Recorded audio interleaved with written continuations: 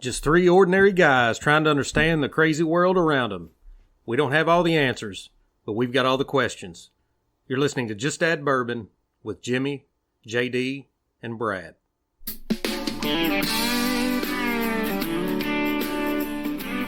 Welcome, everybody, to the Just Add Bourbon podcast. I'm Jimmy Don Kerr. I'm Brad Broaddus. And I'm JD Damon. And it is another beautiful Sunday evening here in the hills of eastern Kentucky. Guys, made it through another week. We're back here. Kind of some interesting things happened this week. I think people are getting tired of being quarantined. And you never saw that more, especially here in our state. You never saw that more than the Andy at 5. Now, the Andy at 5 thing has kind of become a thing here in Kentucky. I know all the governors, probably do something similar to this. But the other day when Andy was doing his update, they had some protesters. And somehow these protesters got right up to the window where Bashir was talking, were banging on the window and yelling. I mean, you could hear them. Audibly, you could hear it through the TV while he was talking. And basically what they were protesting about is going back to work. And so I just wanted to know what you guys thought as far as, obviously people have a right to protest. I don't know that you should get up and bang on the window. As far as that goes, I'm not sure that you should do that. But Brad, let's kind of start with you. I know you said you hadn't necessarily heard about this, but I think people are getting tired, man, of being in quarantine. I think everybody's going stir crazy. And so you're starting to see that happen. So what do you think? Do you think that that's true, that people are starting? Just you're out every day like I am. Like, what are you seeing out there? Yeah, I really noticed it seemed like the pace picked up last week as far as people getting out and about. And, whether it's the right thing or the wrong thing, I do think that you get to a certain point to where people will, if everybody just decides, okay, we've went along with everything we've been asked to do, this is drug out, and maybe they're completely wrong, but when people don't see things affecting them in their communities and start getting out, I think at some point that the leadership in the communities and at the state level will almost have to back off at some point, because what position is that going to put them in? Are you going to go and bring a SWAT team in on a bunch of old ladies at Walmart, so I don't know. But as far as the protesting thing, look, I'm all for, right to protest. Now, banging on windows, doing those kind of things, I'm definitely against violence or defacing property or, disruption like that. But as far as people want to get out and protest, then by all means. JD, I thought that Andy handled it pretty well. Because I don't know that I could have ignored that. Like, if I'm sitting there talking, I don't know that I could have ignored what was going on, because you could hear it clearly. So what are your thoughts on things? Do you think people are getting tired of being holed up? And where do we go next here? So I'm not only an extrovert, but I'm an extroverted extrovert. Like, I like to talk. I like to be out, to be around people, cut up, laugh. So I get it. Like, this is tough, man. Like, this ain't easy. And I'm going to work every day. But I like to be out and about in the evening time, even, the ball fields and stuff. I like to be out. So I get it. It's tough. But I wrote a Facebook post about it, so I'm going to read the Facebook post to you. This sums up how I feel. And I actually give President Trump some credit here. So what? So don't mind me. Don't be doing that and messing up the show. So I said, if you think Trump wants to keep the economy shut down, you're a moron. I was impressed when he didn't open up the economy back for Easter. Kudos to him for putting American lives ahead of money. If you think Bashir wants to keep Kentucky's economy shut down, then you are a moron. I have been more than impressed with Bashir and the leadership he has shown during this difficult time. He has had to make some tough decisions, but he has chosen to listen to the epidemiologist and virologist every time. Apparently, a group of protesters disrupted his speech today because they wanted the economy opened back up. I have zero problem with them peacefully protesting. I do have a problem with their lack of common sense. They claim there aren't enough Kentuckians being affected by this virus to condone shutting down the state. I wonder if they have ever stopped to think the reason it isn't affecting so many is because of the actions taken by our state government. I've seen people who have been on the draw since they're in their 20s bitching about the economy being shut down. Why are you bitching? You ain't missing any work. You're still going to get your check. I promise. And that's basically how I feel about the whole situation. Like, these guys are in tough spots. President Trump's in a tough spot. These governors are in a tough spot. They're doing the best they can. But I feel like the reason we're having the success that we are having is because of the actions that our leadership has taken. Do you know something I did hear the other day, and this might have been on, we were talking about, JD had mentioned a podcast, I think last week. I don't know if it was on here or not, but it was a Joe Rogan. It was Dan Crenshaw. He's a representative from Texas. And I listened to it. It was a great podcast. If you're, and I was telling JD, I was surprised that he liked it, but then he corrected me and said, well, I like some of it because he kind of explained the Republican views on several things that we've talked about on here. I enjoyed the discussion. Not that I necessarily agreed with what he said, but I enjoyed the back and forth and the ideals that were being thrown around. Right. Yeah. It was a good discussion. Yeah. I think that's the idea, right, of even us sitting around here talking is for that reason. But you have like Sweden, for example, who have done sort of the opposite of what we've done, which is they've quarantined the people that are sick. And then outside of that, rock and roll. Rock and roll. They're testing. They're, if you want to test, you can get tested. But outside of that, they're going. And I'll be interested to see how that plays out because I don't think they've had like a huge spike of, coronavirus. But something I found interesting that Crenshaw said was, look, he thinks that what we've done thus far has been smart. And he's a military guy, so he put it in military phrases. He said, look, we had to do a tactical retreat, meaning we got into this, we were in over our head, we didn't know what was going on, so we tactically retreated. But at some point, we've got to go on the attack and attack the virus itself, which is somewhere along the line of what maybe Sweden has done, where you quarantine those who are sick, the ones who are most vulnerable, our elderly population, etc. Stay in, be safe. If you don't have to go out, until we figure this thing out, don't go anywhere. But we've got to get going again. We've got to get the economy cranked back up. And I know Trump was talking the other day that there was kind of like a 3-part plan, and then he went through this Twitter, it was something like free Michigan, free, something. I don't know. He started going through, which didn't make a whole lot of sense to me. I think, he came out and said that he basically had the authority to do whatever he wanted to do when it came to the states. And then the next day comes back and says, well, it's up to the governors, because that's actually the truth. That's how it is. The governors have the right to do what they need to do with their own states. They should have. They should anyway, right?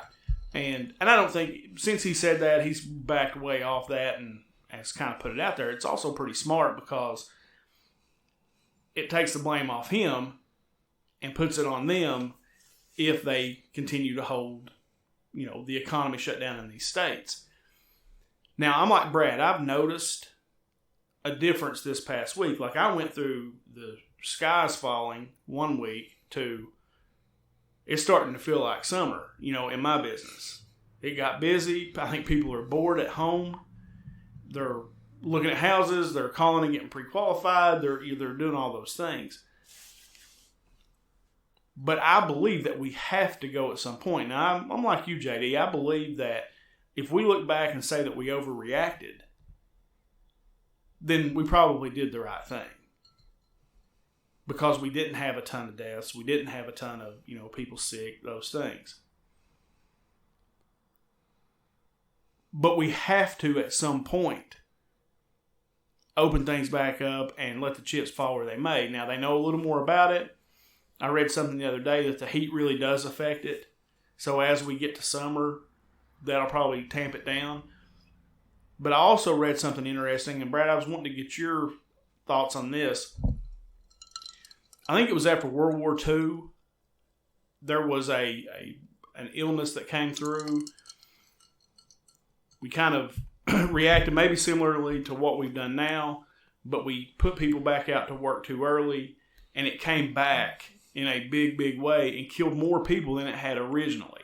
Yeah, I think that would be what the Spanish flu after World War I would have been, World War I. what, right, 1918, That's somewhere in nothing, there. Yeah, and it came back the second round, from what I understand, was a lot worse. But, when you're out in public, like I was in Walmart yesterday, and they're obviously, they're taking precautions and doing the pages overhead, but really, if you get out to go to Walmart or the dollar store, or wherever you go, you've seen the demographics change a little bit. You don't see quite as many elderly people out. I haven't seen a lot of people 80 plus out just mingling about. But I'm just wondering, at what point do you say, you still try to protect those? I guess what I'm saying is most of the people that are at the highest risk are kind of self-quarantining anyway. So even if you do it in increments, do you break it open a little bit more and then go a couple weeks and see what happens, and then gradually go into, because it's like right now, we're going to keep the spigot turned off completely and then find a time when we're going to go full blast. Well, is there maybe something in the middle? Right. And JD, one of the things that Crenshaw said on that podcast with Rogan was, what we've been able to do is, in this time where we've retreated, we've been able to get the ventilators that we need ready. We've got the beds that we need ready. We've got all these things ready. We're prepared. So we do it slow and sure, and probably do it in the reverse order of how things were shut down. Your hair salons and your places like that will be able to open back up. And they'll probably, they'll probably want you to practice maybe one person in, have everybody wait in the car till that person gets done, something like that. Still some social distancing. Social distancing. And then restaurants, there'll probably be some guidelines set to that too, like how many people can be in a restaurant at a time and how far apart they need to be. I heard something interesting, like with football games, because college football, that's really important to me. And they were like, well, they may do a lottery to where, if you're a season ticket holder, because we've already paid for our football tickets. We've already paid for our season tickets. And I haven't heard anything, if they're going to give us our money back or what they're going to do. But if they, developed a lottery and then they set people so far apart, throughout the stadium, that way you could have some people. Based on what I just said, do you think, Jay, and this is just your opinion, obviously nobody knows what the right answer is. I'm like you, dude. I wouldn't want to be Trump or Bashir and have to make any of these decisions, because, people are starting to get stir crazy. For sure. And the longer this goes on, the more stir crazy they're going to get, and the more pushback you're going to get about keeping the economy shut down. So do you think now, we've got testing, we've got ventilators, we've got beds, we've got everything we need, that we start to slowly roll it back out in a responsible way? Yeah, I mean, I get all that, but I still have to defer to the people who are saying, because here's the problem with that. You got states like Florida who are opening up beaches right now while their numbers still climbing. And, one of the prerequisites for the first phase of Trump's incremental opening up is that the number in your state is going down. So that's the problem I have with it, is that, during this whole thing, we've had people breaking the rules, not self-quarantining, not doing the things they ought to be doing as responsible citizens, in America, looking out for their fellow man. So do I think we ought? I mean, yeah. I think comes a time when we got to open up. Is that time now?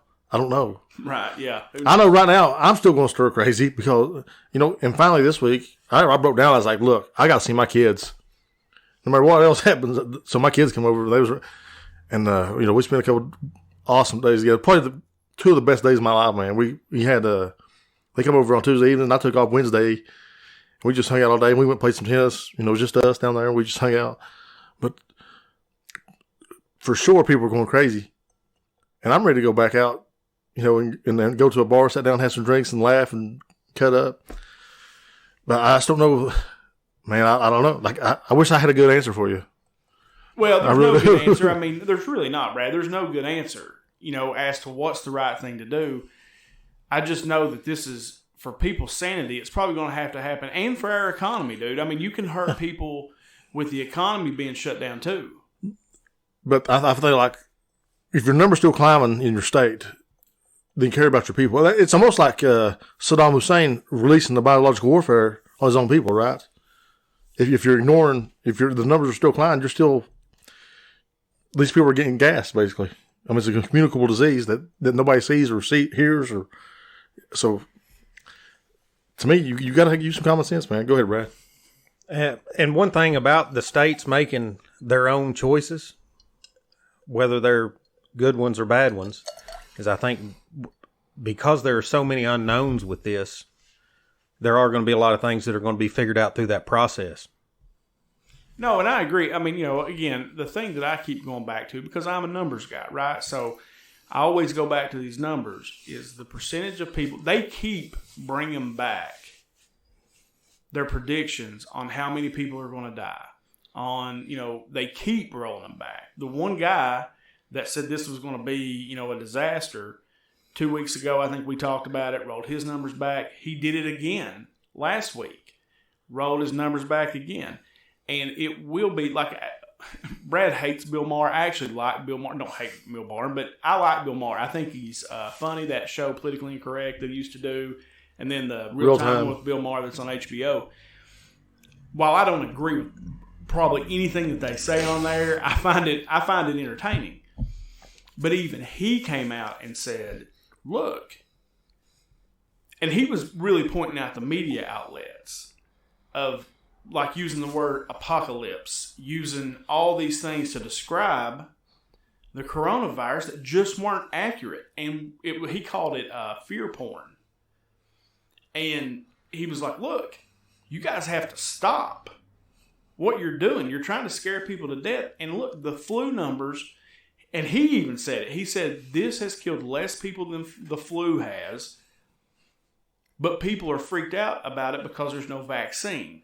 There's a flu vaccine, so people don't feel. I've never gotten a flu vaccine in my life, and I don't know that I've ever actually gotten the flu. I mean, I probably have had it at some point, but I've never actually taken a flu shot. But the numbers, and again, this is just me. I don't know what's right either. But when I see the numbers, the percentages are less than what the flu has killed. And there's other diseases. Even Mars bringing up all these other different things. He said it killed 50,000 people this year, and nobody said a word. Right, but I go back to my point about, is it because we've taken these drastic measures, though? If we go back and just open things up, those numbers are going to double and quadruple. So, like, I'm going to go back to my original thought that overreaction is still the right reaction. And that's a great point, because that may be the case, but I keep looking at that, and I'm like, man, did we really have to do that? And then you've got a $2 trillion stimulus package, that they've put out. The small businesses, that's already been used. There are places who got it if they were quick on the trigger. There are places who haven't, and then it got blocked. I'm sure there's reasons for that, that the Democrats blocked the stimulus, bill for the small businesses. I haven't looked into that a great deal, and maybe JD, I think that's definitely something that has to happen. But small businesses are our biggest employer in this country. Not the corporations. The small businesses are. And there's going to be a lot of small businesses that can't open back up because of what's went on here. So, I don't know. I mean, I don't know, man. I don't know what the right answer is either. And it's going to be an opportunity for a lot of the big corporations. I mean, they're obviously taking a hit too. But these multi-billion-dollar corporations will be able to go in and basically absorb up these small companies at pennies on the dollar. And long term, will probably make them a lot more money than they've lost. So the problem I got right now, though, is this first package they've got for the people that are on unemployment. Like, I get it, man. We want unemployment. We want these people to be able to feed their families and things. And here I got a bone to pick with the Democrats, who allowed the unemployment to be over 100% of the 40 hours that they would regularly get. They're making more money. They're making more money sitting at home, which takes away what you talked about earlier, your incentive to work. That's not a good idea. It's not a good, like right now, I'm begging to be on unemployment because the guys I worked side by side with a year ago are laid off and make more money than I am right now. And that's in, you're in a profession where you can make a pretty decent living, right? Yeah, sure. Think if you're that person that's making minimum wage, there's going to be a lot of people bailing out as this goes on because,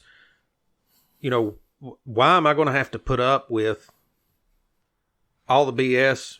I'm barely paying my bills anyway when I can actually get a raise to go home. Absolutely. And if you're allowed to draw that minimum wage, say they open the economy back up next month, but you're able to draw that unemployment for another 3 months, why are you going back to work? You're not. That's the problem. The incentive's gone. The incentive's gone to go back to work. And hopefully most people will just want to go back to work, to get out of the house. For sure. And that's what I'm hoping. But at the same time, when you're bringing home $300 more a week than you were when you were actually working, what's the incentive? Yeah. So, a lot of unintended consequences, I think. It's like I was telling you guys with the mortgage business. They gave this forbearance for these FHA loans where it doesn't even matter if you're affected by the pandemic. You can just get a forbearance on your loan. Well, the unintended consequence of that was the investors now don't want to do those types of loans. Yeah, right. Well, so I also heard people talking about, making landlords let their tenants live rent free, which is, I think on the surface is a great idea, right? Like you want people to be able to not have to pay those bills, to be able to buy food, stock up on toilet paper, obviously, and hair dye. I guess we're in the hair dye phase now. But the unintended consequences of that is there's a lot of landlords that are dependent on that rent to live. Those are families looking. I own a lot of rental property. Okay, I have a lot of debt that goes along with that rental property that has to be paid every month. Right. The banks are still asking for my money, right? So I have to collect that rent, and I get what you're saying. That it would be great not to have to do that, and to be able to provide that to people to waive that. But guess what? They won't have a place to live anyway. Or it won't be me. I won't be the owner. Well, some bank will be the owner. Some big real estate. So it's going to break you up then. Yeah. And I've actually seen people like posting stuff on Facebook and stuff saying, "Yeah, well, we'll stick it to these rich people and just not pay rent," not understanding that, you've got like a good friend of mine. That's his livelihood, right? He has rental property, and Jimmy Don, just like you said. He's not, or as far as I understand, they're not getting forgiveness on the other side. So his bills are still due at the end of the month. And hopefully, I know there's a lot of people that'll just do the right thing and they will pay. But I know, when I had some rental property years ago and I had a couple people that they knew the laws. They knew basically if they didn't pay you, that you could absolutely do nothing for roughly 90 days. And then by the time you went to court, you would end up losing 6 months of rent to try to get a couple months. And they knew the system, and they would save up enough money to get a deposit in the first month's rent, knowing that they weren't going to pay. And they would stay there and save up enough money for the next place until you could actually kick them out, and they would go do the same thing somewhere else. Squatting, baby. So what will people do with Somebody's if buying they know if it comes out and they say, okay, you're not going to have to pay because these are all great things, and look, people are struggling. I want people to get help, and I think that it's great that they're doing things, but just with rent, how many people will take advantage of, hey, I don't have to pay rent for 6 months? 100% of them will. That's how many. I Maybe remember not when I first started buying rental property, had the exact same thing happen. There's people who will do that, man, that will absolutely, Brad is spot on. There are people who know the law better than the landlord does, and they will absolutely grease you for 6 months. That's why now when I rent a place out, I'll leave one open for 3 or 4 months trying to find the right person before I'll even rent the property out. I mean, it's crazy. That's a sidebar, but that's absolutely the truth and an unintended consequence of all these, guidelines that they're putting through. So a question I've got for you, Jimmy Don, and not to bring in water and utilities and those things, but I do have a question because I'm wondering with this, what happens in especially small communities like ours where we don't have, some of your bigger places, they're going to be fine because they've got enough money coming in that it's not a big deal if a number of people don't pay their bill for a couple months. But for like our communities in Eastern Kentucky, if this goes on 3 months, 6 months, 9 months, and there's no money coming in. Is there anything coming from the state as far as that's concerned, or how do these small towns stay afloat? Well, and we received guidance from the governor's office and from the Public Service Commission for our water district here that we have to discontinue disconnections for non-payment. We can't charge late fees. I mean, we were told this is what you have to do. So y'all didn't have okay. So we didn't have a choice. For a place like us, and people listening may or may not know, but what our water district and what I've been through with that water district for the last 2 years, we were financially insoluble when I took the chairman of the boardship over for our water district. We were financially insoluble. Now we're in the black, but barely.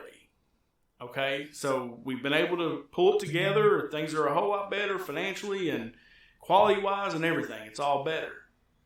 This goes on very long, and people truly don't pay us. We'll be back right where we started 2 years ago. Right. And that's a scary thought for me. Yeah, I seen you get a gray hair pop up right there when you said that. Knowing how hard I worked to get us to where we are right now. And now we've got a management company in here running it day to day. Now, thank God, so far, people are paying their water bill. We've had a few, but, for the most part, people are paying. But to answer your question, the long way around to answer your question is it could be detrimental. You're talking about having to lay those people off. You're talking about you won't be able to provide the level of service. People will tell you here that our service sucks anyway. I don't agree with that, but it's pretty good as far as I can tell, and it's gotten a lot better. But we could get to a point to where we couldn't afford to pay our people. We'd have to lay people off. I mean, it's not a good situation for any business, especially when you're teetering on the brink like we are. Let me speak to that just a minute, because I think it's an important subject, especially with our, your water. It's very important, right? In this county, like the difference between 3 years ago and now, man, I'm not sure people can appreciate the difference in our service between what it was. My mom used to run pots full of water. I was like, is there a boil water advisory or something? No. I'm just afraid the water's going to go off. But she don't do it anymore because that's how far we've come, man. It's a lot of man hours on your part. I know a lot of sleepless nights, but a lot of people out in the field doing a lot of work too, man. Yeah, I tell everybody, I never fixed one pipe. I never fixed a leak. It's the guys that work for us and the gals in the office that made the difference. But there was a lot of sleepless nights, man, trying to get that. Because really, John Horn and I, he was on the board with me. I won't say what I think of him for talking me into being on that board. I'll say Johnny don't like you. I love you, John Horn. John and I became very close through that. Sure. It was like we were fighting a war together. But we would be on the phone at midnight cussing each other out, trying to figure out how we were going to get through the next day. It was crazy. But anyway, back to, yes, if people don't pay their bill, like I said, we're teetering anyway. And it could, we could go off the cliff as easily as we could stay on the cliff if people don't pay their bill. And I would say every utility in Eastern Kentucky, and I would say every utility in small rural America in the United States is facing that same issue. And I know it's like up here, don't we have a lot of counties that kind of piggyback off each other, and whether it's sharing a pump or this or that? So, we've got a lot of I'll just put it out there. We have a lot of the poorest counties in the United States. Right, in here. close proximity to us. Yeah. I mean, I think Martin County is probably top 50. No, we were like number 6. I know McGoffin County's in the top couple, and you got all these counties around each other, and it just seems like that if this went very long and people weren't paying, that it would be a domino effect that could cause a serious problem. Well, like we were talking about the rental property, for example, I could handle it for a minute, but if this went on very long, I'd have to file bankruptcy.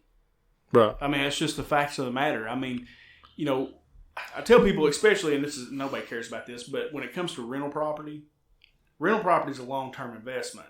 It's like buying stock. It's a long-term investment.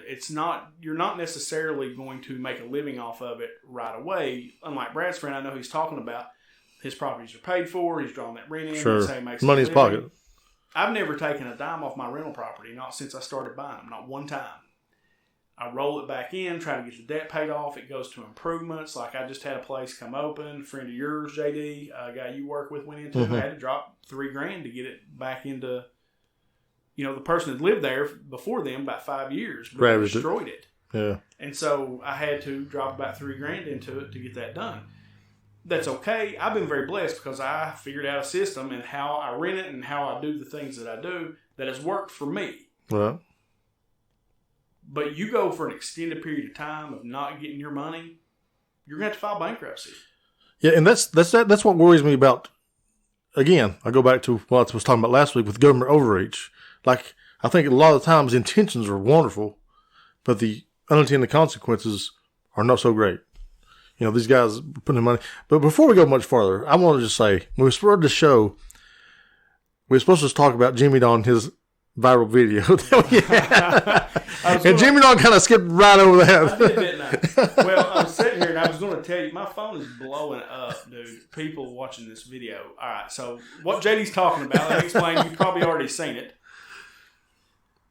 My youngest daughter, Addison, has a way of talking me into doing things. She bats her eyes at her dad. No, she doesn't bat her eyes. She shows me her bottom lip. Oh, yeah. She has always done that, even from a little. And for whatever reason, I can't tell you one of them, no, really. But she talked me into doing this TikTok video with her. Well, I didn't really know what I was getting into to begin with. She said, sit down here. You need to put on like a bathrobe. So I went in and got this robe I had, put it on. I sat down in this chair. She puts a towel on my head, like you do when you get out of the shower. You got a wet head. Girls do that. You'll see them put it on, twist it up, and throw it over. Then she says, here, pucker your lips out. I'm like, what are you doing? And she put lipstick on me. Then she hands me like a champagne glass full of Diet Pepsi. And some sunglasses. Yeah, and some sunglasses. And I thought, all right, I'm just going to roll with it. So we do it. It's fun. We have a laugh. Amy sees it. And she, of course, it cracks her up or whatever. I don't know. My phone starts blowing up, and I look down at my phone, and it's like, this is the greatest thing I've ever seen. Amy posted that video on Facebook. I think JD even shared it on the Just Add Bourbon page and said, I can't breathe right now. Yes, that is Jimmy Don. Let me tell you something right now. I was in tears. My side was hurting, splitting. I was sitting in the parking lot of the Warford IGA crying. I was like, that's my dude. And yes, he's doing that right now. I thought the video was hilarious. However, I'm not quite as shocked as you were, and as the people listening would probably be when they see it, only for the reason that we're neighbors. And he puts lipstick on every weekend. Right. I'm always running around the bathrobe with my hair in a towel. Did she put it on your right shade, Jimmy? No, that's what I want to know. Well, at first she was putting on like a light red, and I was like, absolutely not. Hooker that red is not my color. That is not my color. I'll make his eyes pop, girl. What are you doing? But no, it was fun. Like I said, she can talk me into doing about anything. And I also obviously. And I also sent you all a picture because Ashton. Like I said, you just get bored, man, and really we're hanging out with our kids all the time. Oh, yeah, it's kind of fun. And Ashton got me and Amy to do a TikTok with her. Not near as embarrassing. It was a little dance thing, but we did that. I've done several of those with them over the years. But he said he hasn't mentioned the picture yet. The Patrick Swayze picture, the Dirty Dancing picture. He sent me and Brad. So yeah. I get a text message that says, "Me and Amy are just about perfected our Dirty Dancing." Duet or whatever. Yeah, that was awesome. It has Jimmy Don holding Amy up over his head. It's obviously Photoshopped, but it's still hilarious. No, Ashton's got some mad skills, dude, when it comes to that. She really does. Because she really did. It looks like I'm holding Amy up. Obviously it's Photoshopped, but because I am a wuss and I could not hold Amy up there. But yeah, no, we've had a pretty good time with the TikToks and all those things, since this quarantine's been going on. But I did not realize that Amy was going to post that video, or I might have declined. But we were all glad she did. So, JD, I'm going to ask you this because he's throwing this off on, it's quarantine stuff. We're just bored now. We've been in the same quarantine. I've been just as bored as anybody. I'm sure you have. Has it crossed your mind one time to put lipstick on? I plead the fifth. I will say that. I may have had lipstick on more than once. No, I'm kidding. I would say that is a result of living with 3 women for the past 14 years. That's what I'm going to blame it on, and not that I like that shade of red lipstick. That's all I'm going to say, and we will leave it at that. So let me segue into our next topic. Get me off the hot seat here. So, if you listen to this show at all, you'll hear us talk on here from time to time about controversial things, kind of get out in the weeds, maybe a little conspiracy theory stuff. Specifically me and Brad, because we find that entertaining and interesting. And there was a documentary that came out on YouTube. I forgot about this subject, by the way. That was really interesting, especially when it comes to topics that we've talked about on this show at different times in multiple different ways. It's called Out of the Shadows, and it was done by a fella that was a stuntman in Hollywood. A successful stuntman. He had been in a bunch of movies. I mean, a bunch of movies you would know. Batman. I forget all the different movies I saw that he was in. But he basically he got hurt. And he had this therapist who was trying to work on his pelvic area and things. That's where he was having the biggest part of his problem. He was numb. And it set him on this path of looking into Hollywood. And I refer back to when Ricky Gervais did the Oscars speech, some of the jokes that he was cracking about these people essentially being pedophilia, being in pedophilia rings, about how the media is there to manipulate us. JD, I want to start with you. Okay. Now, you've heard Brad talk a lot about the CIA. And you saw in that documentary, they talked about Project Paperclip. Help me out here, Brad. What's the other big one that completely had a brain loss here? MK Ultra. Yeah, MK Ultra. You heard about, that. JD, when you saw that, when I watched it, I was like, dude, that was one of the best documentaries. There's a lot of stuff that I already knew and that we probably talked about on here. But that put a bow on it and tied it all together, and it was really interesting. I just wanted to know what you thought, because you're not as conspiratorial necessarily as I would be, probably into that stuff. Like, when you saw that, what did you think? So I just feel like it was interesting. Like, it's a very interesting subject. A lot of the things they talk about, but I thought lacked a lot of proof. Like, I thought that it's almost like the Geico commercial, and I hate to compare it to that, where he says, switch to Geico and you may save up to 15% or more on your car insurance. Yeah, may is a big word though, right? Like, so if you don't save 15%, if you do save 15%, like, it's awesome too. So I felt like there was a lot of that going on. So I wrote down a couple of notes here. There was a guy that asked an important question. When was the last time you seen a mainstream media outlet do a serious investigative report on the actions of the CIA? And he says there's a reason for that. Yeah.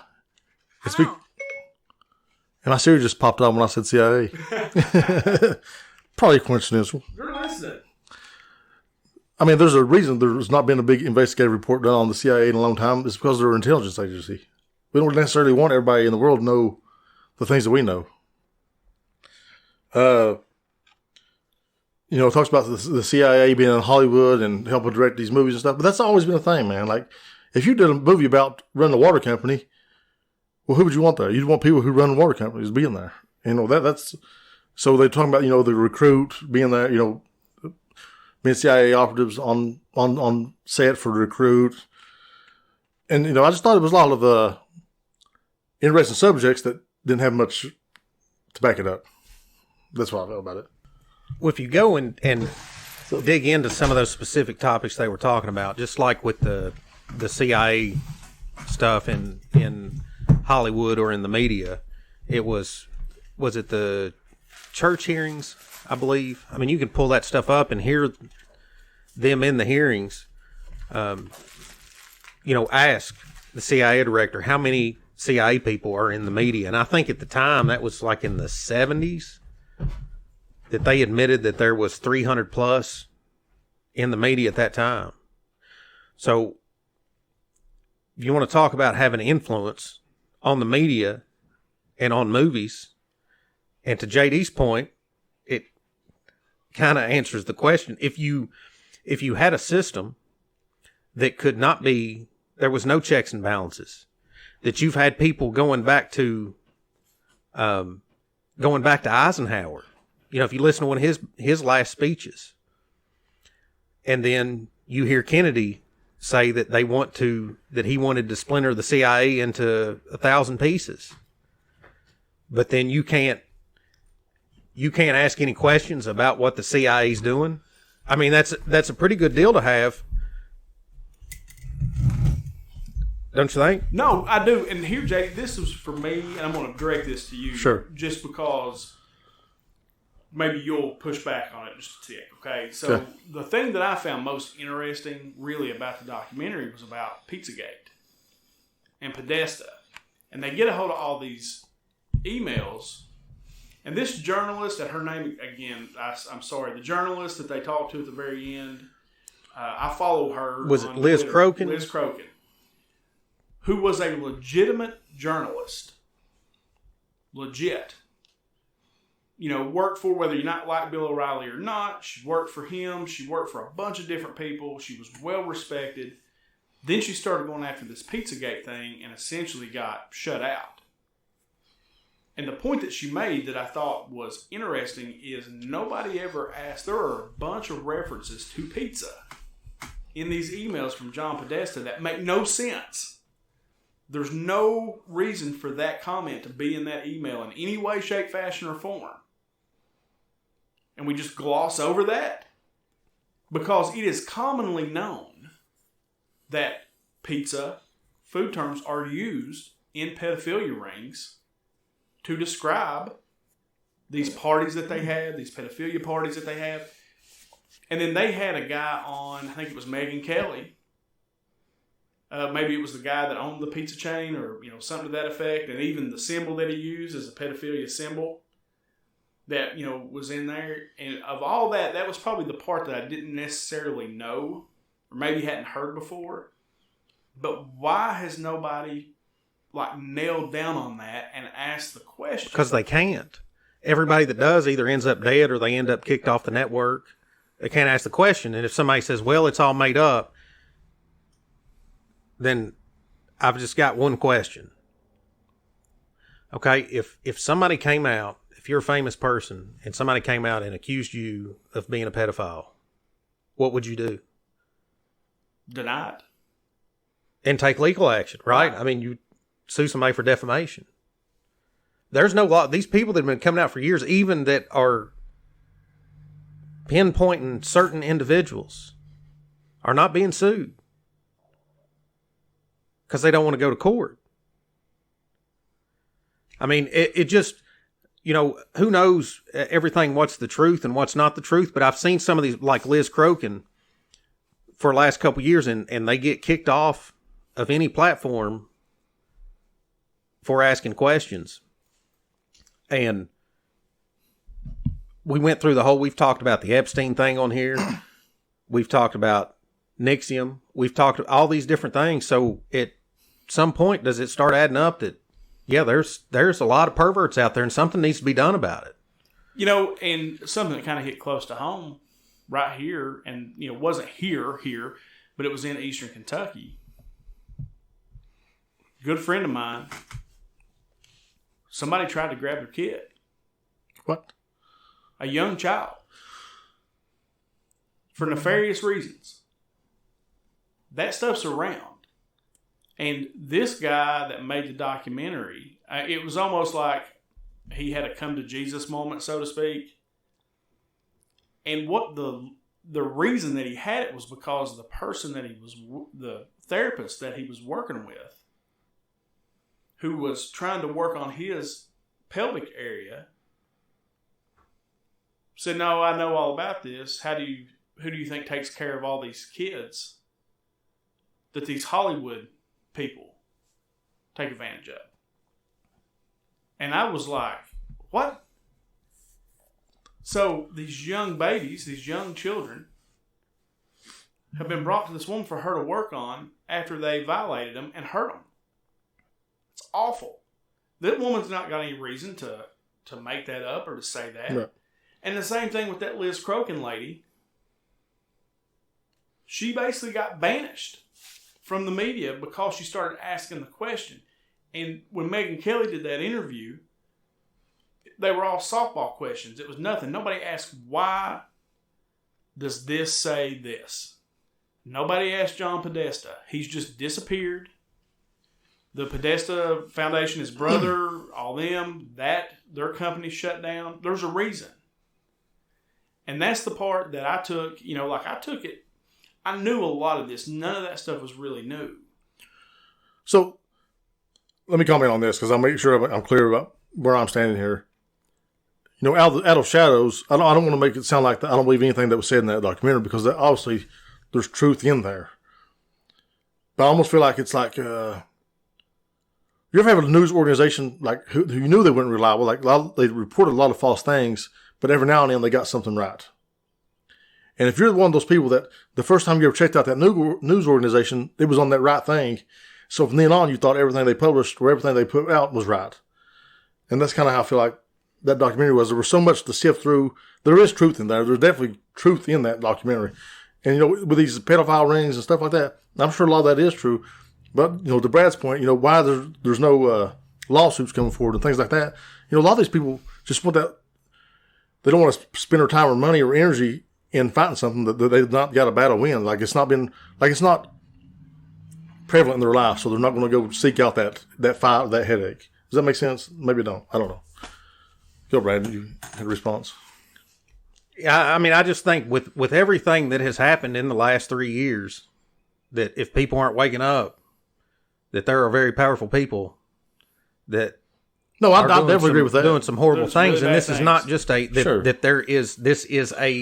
It's not just a thing that they're doing. It is a business. It is the movement of people, whether that be adults or children. That is a currency, and you can't talk about it. Nobody can talk about it, right? I mean, they get shut down for talking about it. Well, there was another. Joe Rogan needs to pay us a royalty, is all I know. But there was another interview on Joe Rogan this week, and the guy's name is Tom O'Neill. And he wrote a book about Charlie Manson. And it was something that he started out he didn't want to do. And this was a long time ago.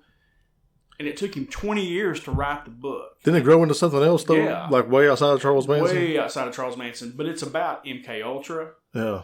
It's about Project Paperclip. Yeah. Charlie Manson was in and out of jail, and they would arrest him and then immediately release him.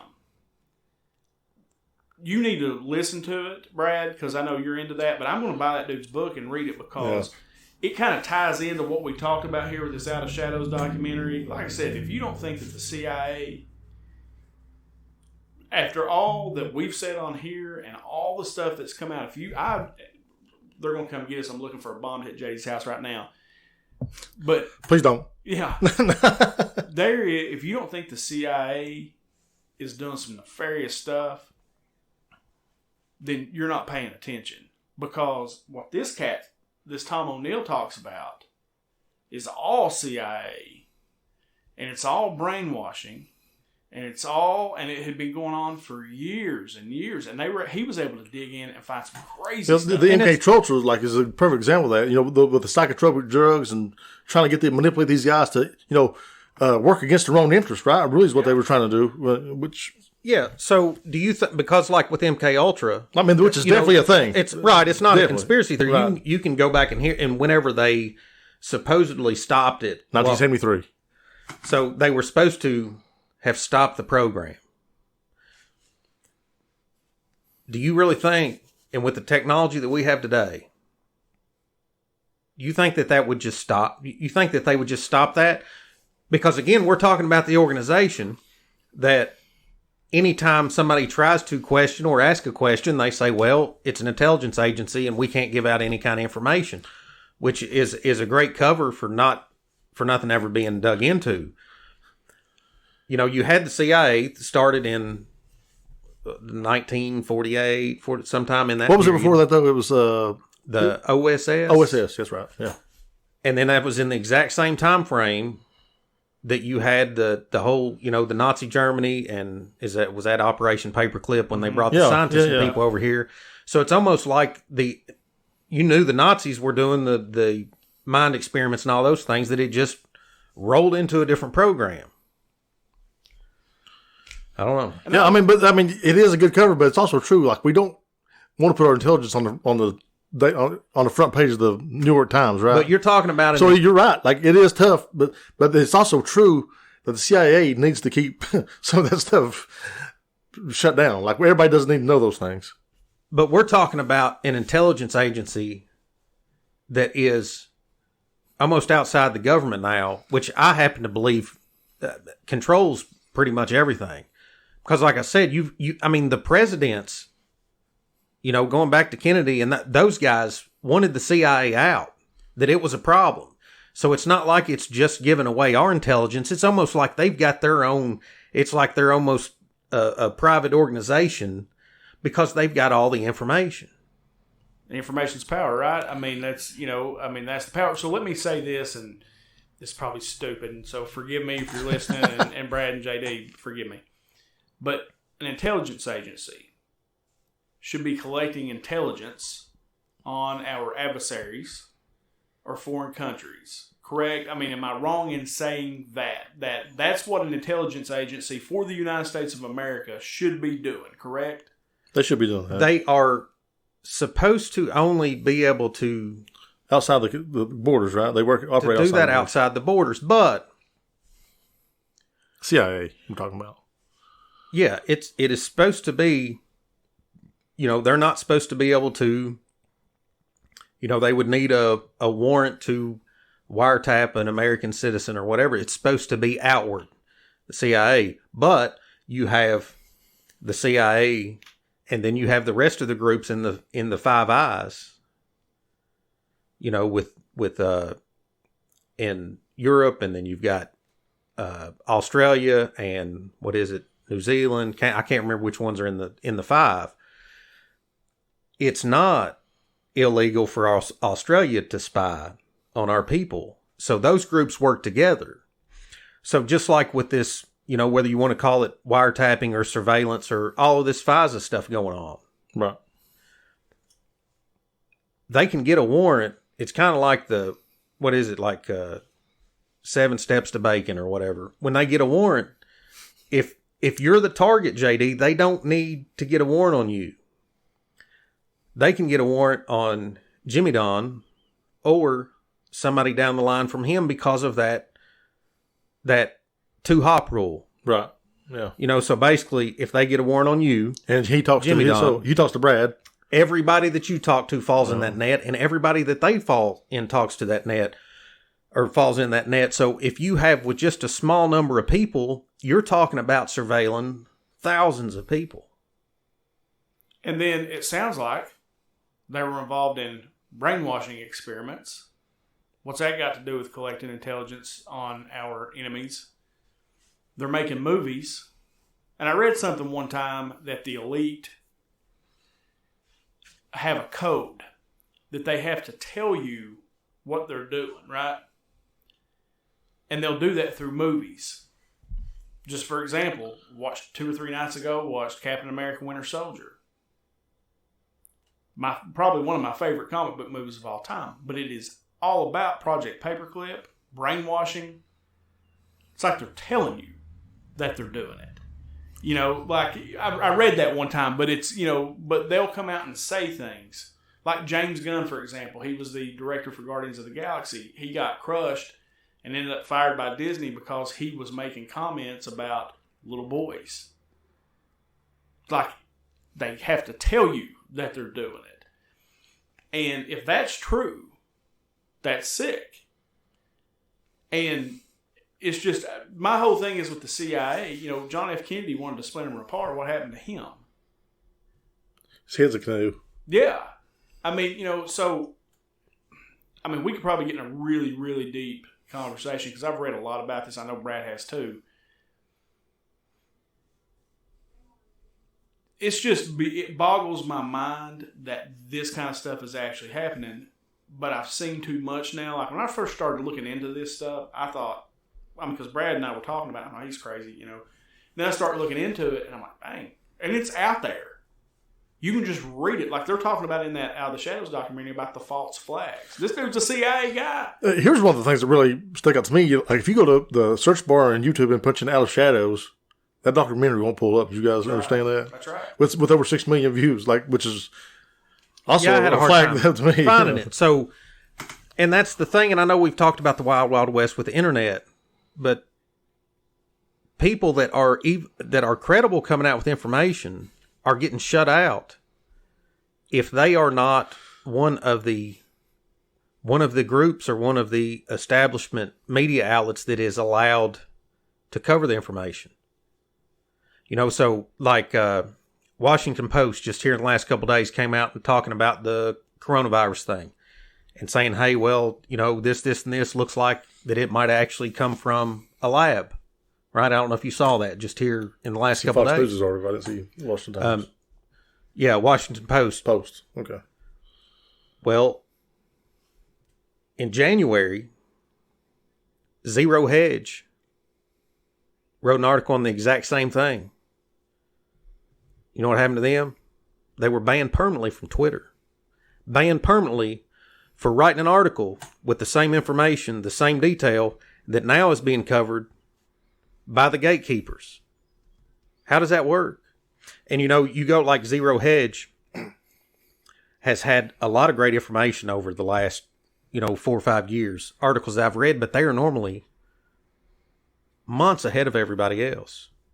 So they actually broke the news in January and was banned permanently. So I don't know. I'm just like I said, I'm all for a marketplace of ideas. Get the information out and let the people figure it out. But just like the what is it, Brzezinski's daughter that's on Morning Joe, just like she said in that documentary, basically it's our job to tell you all. And it always freaks me out too when they show 100 different news organizations saying the exact same thing. And it doesn't matter if it's a CBS affiliate, ABC affiliate, Fox News affiliate, NBC News affiliate. Here's the script. You think we're not being told what to believe? Just like she said, that's our job to tell you what to believe. And with anything, because you think about how much of life is dictated by what somebody on the television tells you. So, I'm with you, JD. You listen to the experts and you get the information. Well, if the news started coming on tomorrow and said, everybody can go back to work, it's good to go. The difference between that happening, everybody be like, okay, we go back to work, or this happening saying we're quarantined, even if we don't see anything any different in our life, what we do is dictated by what the box on the wall tells you to do, or what the radio station in the car tells you what to do. Yeah, I mean, it goes back, a lot of this, and I've said this on this podcast before, and I'm not sure how much people understand what I'm trying to say. The John Mayer song, when you have all the information, you can bend it all you want, though, right? Like, if you're CNN and you got the reporters in the Middle East, and they see what's going on there, and they say, that's not juicy enough, let's twist a little bit. Are you going to know any difference? Of course not. Because you're in Eastern Day sitting in front of a television set. So, yeah, I mean, the point's well taken, but I don't know. It's hard to believe. Like, it would take a massive, massive conspiracy to get all these people. And I'm not saying it's not true, but I feel like a lot of that documentary there was parts of it that I didn't feel like were so great, and there was parts of it that were definitely provable. Definitely raised some questions for sure, in my mind, dude, especially with the whole Pizzagate thing. Because you were made to think that you were a nut if you believed anything remotely, that Pizzagate could be true. You were told that you were crazy, conspiracy theorist. And then they pointed out with the emails that Podesta himself sent, and that was coming back and forth from some of these high-ranking people talking about pizza, totally out of context. Like, why? And somebody won't ask that question. It just blows my mind. And that's what journalists are supposed to do. It's what this Lisa Krakow was doing. She was asking the question, and she got shunned for asking the question. That just blows my mind. And I think the point of the documentary was not to make up everybody's mind in an hour or an hour and a half. I think the point of the documentary was the exact opposite. Look, here's a foundation of some very questionable things, and here's what you can look at yourself and make a decision. Yeah, because, I mean, really, a lot of that documentary I had already read about or seen. There were some new things, especially with the Podesta stuff as I've been going on about, that I didn't know.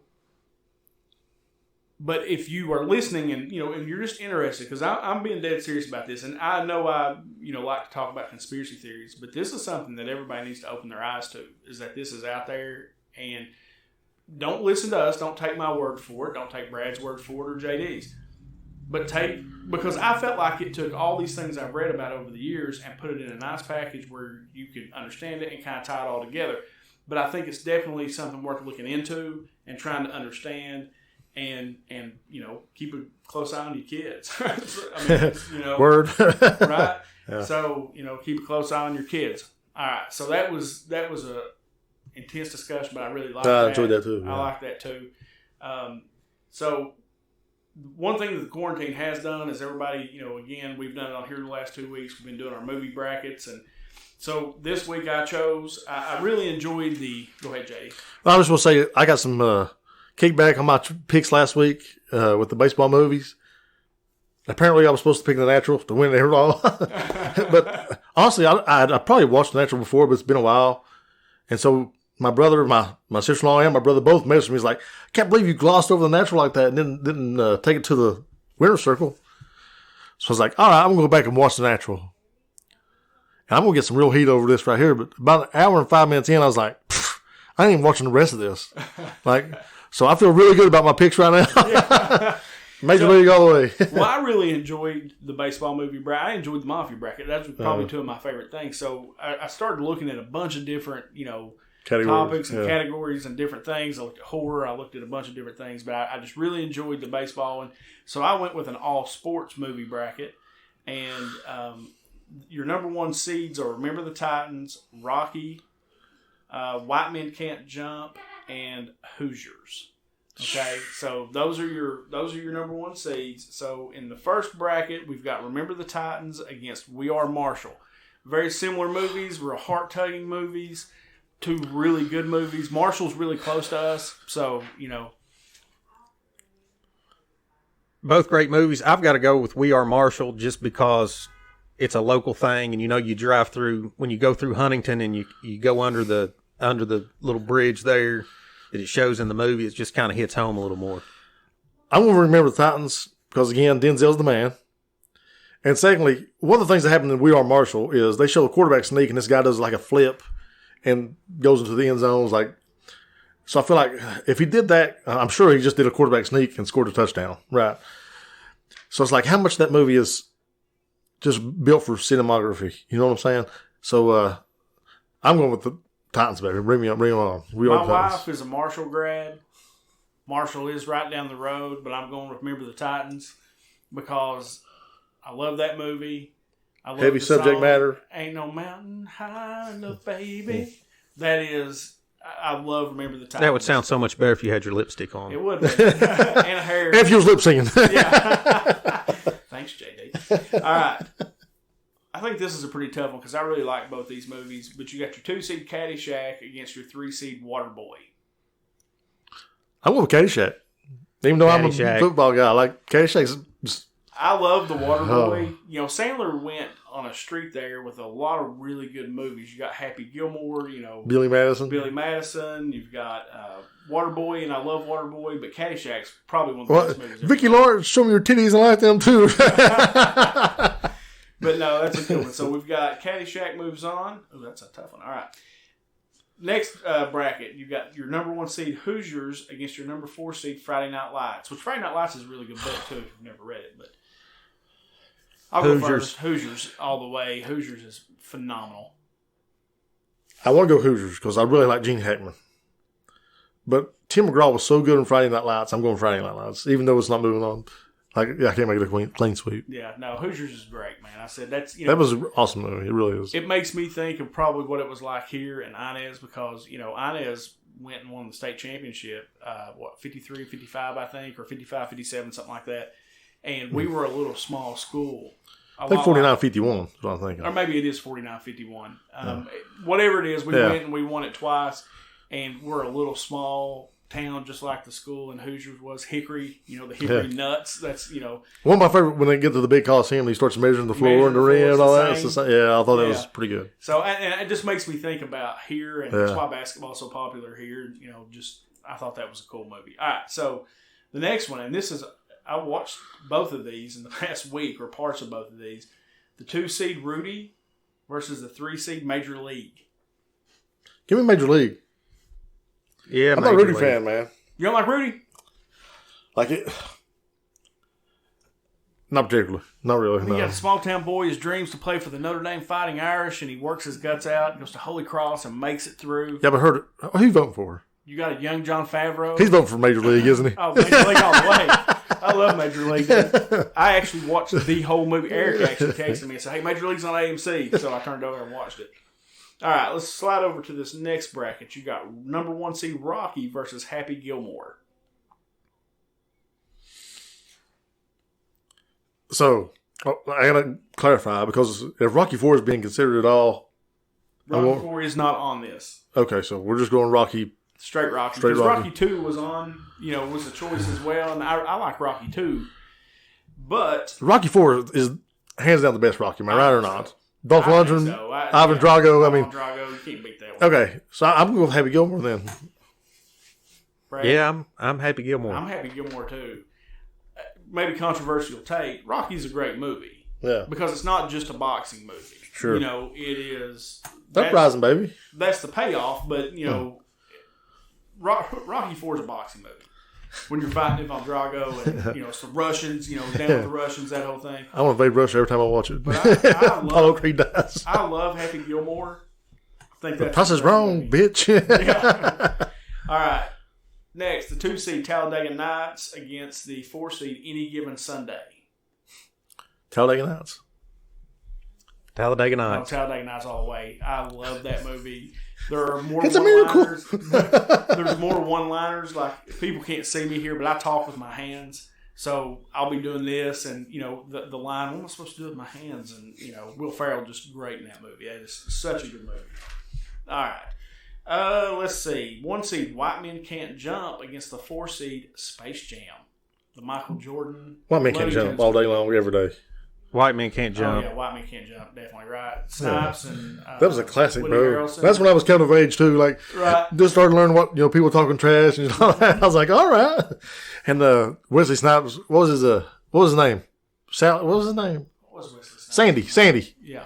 Man, talking all that trash. And then he goes, Woody Harrelson was like, not only get beat once by a chump, but twice. And if I was you, Sandy, I'd take it just to the left. That wind picked up just a little bit. Yeah. No, well, that was awesome, man. When I was growing up, I don't know. That was the trash talk in that movie is second to none.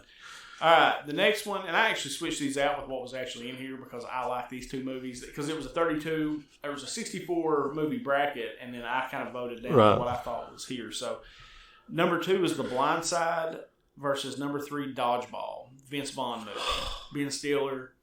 Then you've got Blind Side, which is a true story. Are we just going straight entertainment value before I vote on this, or are we going I don't know, you can go however you want. Inspirational? You can go however you want. Blindside. Oh, I love Dodgeball for me. I love Dodgeball. Oh, y'all did that to me. I was so cheap I was going to vote for Blindside. Patches O'Houlihan. I was like, yeah. Get out of here. And I love Vince Vaughn. And then the whole thing with Lance Armstrong at the end. I'm going Dodgeball. Yeah, dude. I love Dodgeball. I love Dodgeball. Blindside's probably a better movie, but I really like Dodgeball. All right, so now we've got Remember the Titans against Caddyshack. Remember the Titans for me. Caddyshack.